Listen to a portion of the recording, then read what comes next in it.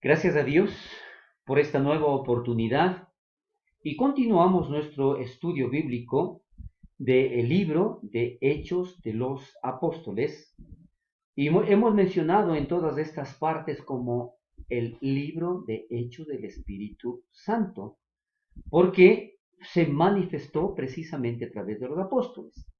Hoy continuamos en el capítulo 9, en su sexta parte, y quedamos pendientes en los versículos del 20 al 22. Por lo tanto, la frase principal que aquí se utilizó fue que Saulo de Tarso, o conocido ya también ahora como Pablo, menciona o declara que Jesús es el Hijo de Dios. De hecho, en dos ocasiones cuando Jesús se llamó a sí mismo el Hijo de Dios, fue acusado de blasfemia, de llamarse a sí mismo Dios. Hemos referido dos citas bíblicas del Evangelio de Juan, capítulo 5, versículos 17 y 18, y del Evangelio de Mateo, capítulo 26, del 63 al 65. Hoy vamos a ver únicamente en Juan capítulo 5, versículo 17 dice, pero Jesús le respondió, hasta ahora mi Padre trabaja y yo también trabajo. Y el versículo 18 dice, entonces por esta causa los judíos aún más procuraban matar a Jesús porque no solo, según ellos, violaba el día de reposo, sino que también llamaba a Dios su propio Padre, haciéndose igual a Dios.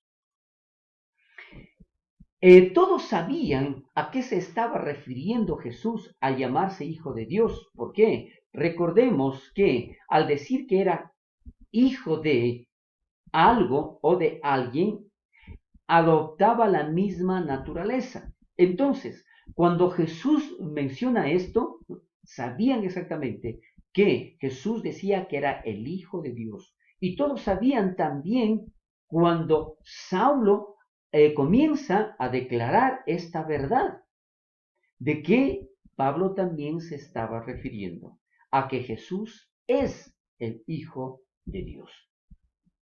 Predicar que Jesús es el Hijo de Dios también es predicar la perfección de la vida de Jesús y especialmente su obra por nosotros en la cruz.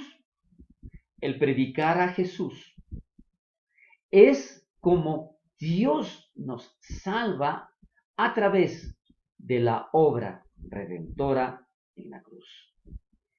Aquí continuamos en los versículos 20 al 22, donde Saulo predica poderosamente en Damasco, porque recordemos, allí él inicia propiamente la predicación. Y hay una pregunta en estos versículos en donde dice, ¿no es este el que asolaba a Jerusalén a los que invocaban este nombre? Y era precisamente la confusión que ellos tenían. Si Saulo de Tarso estaba persiguiendo, encarcelando y matando a todos los que declaraban que Jesús era el Hijo de Dios, ¿por qué ahora él lo estaba haciendo? La gente estaba realmente asombrada por la conversión de Saulo. Era difícil creer cuán poderosamente Jesús podía cambiar una vida.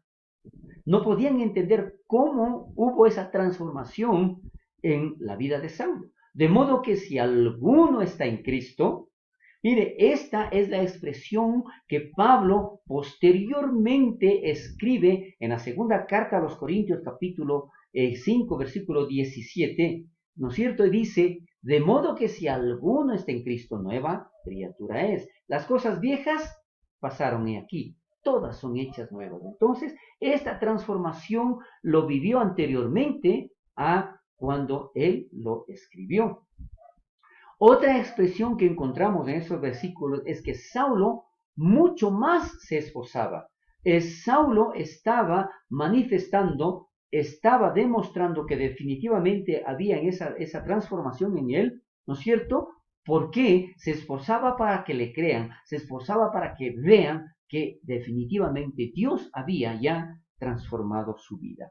Es verdad que los cristianos jóvenes no deben ser puestos apresuradamente en posiciones de autoridad en la iglesia, ¿no es cierto? Pero este caso de Pablo, en donde inmediatamente fue convertido y predicaba la palabra de Dios, declara posteriormente el mismo Pablo en la primera carta a Timoteo capítulo 3 versículo 6, no debe ser un recién convertido, no sea que se envanezca y caiga en la condenación en que cayó el diablo. Pero recordemos, este caso y en muchos casos no se trata de que a Pablo o a Saulo de Tarso le pusieron en algún puesto especial o con autoridad. No, él lo que estaba haciendo era predicar. Lo que él estaba haciendo es servir a Dios con todo su corazón. Y de esta manera, ¿no es cierto? A medida que buscamos, o en este caso, a medida que él buscaba servir a otros y declarar a Dios, a Jesús como su Salvador, Dios le daba más fuerza y sabiduría. Entonces, del trabajo de Saulo para Dios, tan pronto después de su conversión, no debería sorprendernos. Él no estaba esperando ningún puesto, ningún título. Él lo único que hacía es el amor que sentía por su transformación lo estaba exteriorizando. Con frecuencia, ese es el mejor tiempo para servir al Señor y especialmente para contarles a los demás de Jesús.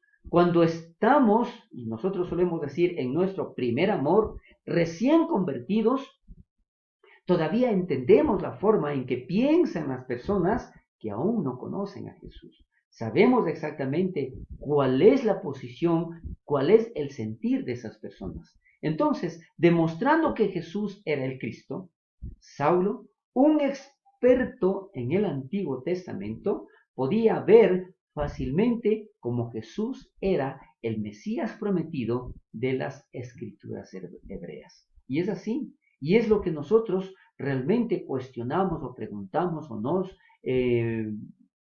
preguntamos de qué forma, si ellos conocían, todos aquellos sacerdotes conocían la palabra de Dios, conocían el Antiguo Testamento, conocían a los profetas, ¿por qué no aceptaron que Jesús era el Hijo de Dios? Mientras que aquí vemos en relación a Saulo, él con su conocimiento lo aplicó y lo aceptó. Pasados muchos días, los judíos resolvieron en consejo matarle, pero esas acechanzas llegaron a conocimiento de Saulo, y ellos guardaban las puertas de día y noche. Había vigilancia constante para que Saulo no se escape, porque querían matarle. Entonces los discípulos, tomándole de noche, le bajaron por el muro, descolgándole en una canasta. Así es como Saulo de Tarso se escapó de aquellos que querían matarle.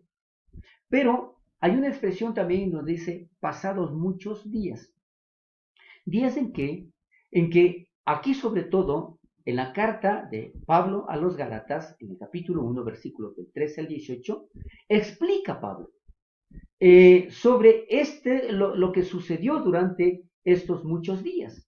Describió cómo fue a Arabia por un periodo de tiempo y después regresó a Damasco. Después de su regreso a Damasco fue a Jerusalén. Y en este transcurso pasaron muchos días. Pablo pasó un total de 3 años en Damasco y Arabia, según lo declara Gálatas capítulo 1, versículo 18. En el 17 vemos aquí, dice, ni subí a Jerusalén a los que eran apóstoles antes que yo, refiriéndose a Pedro y a Juan y a los demás apóstoles, sino que fui a Arabia y regresé otra vez a Damasco. En el verso 18 dice, verdaderamente fueron muchos días. ¿Por qué? Aquí declara exactamente el tiempo. Entonces, 3 años después subí a Jerusalén para conocer a Pedro y estuve con él 15 días. Miren, entonces, no fue inmediatamente después de la conversión que conoció o habló con el apóstol Pedro. Fueron después de 3 años. También, en la segunda carta a los Corintios del capítulo 11, versículos del 32 y 33, declara la palabra de Dios. En Damasco el gobernador, bajo el rey Aretas, vigilaba la ciudad de los damaseos con el fin de prenderme, declara Pablo. Pero me bajaron en un cesto por una ventana en la muralla y así escapé de sus manos. Confirma lo que estaba escrito también en el libro de Hechos, ¿no es cierto? Pablo se refirió a este incidente y menciona que sucedió bajo el rey Aretas.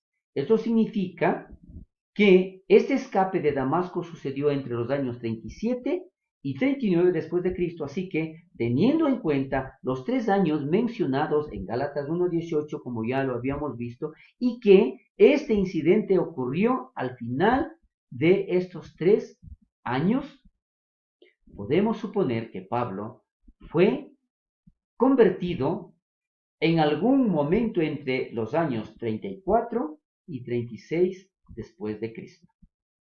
Los judíos resolvieron en consejo matarle. Este inicio fue cuando se dijo que le era necesario padecer por su nombre. Recordemos, Jesús habló allí en el libro de Hechos capítulo 9 versículo 16. Él mencionó algo maravilloso. Porque yo le mostraré cuánto debe padecer por mi nombre. Entonces era algo que ya estaba dicho. Sin embargo, Saulo ahora era el perseguido en vez del perseguidor.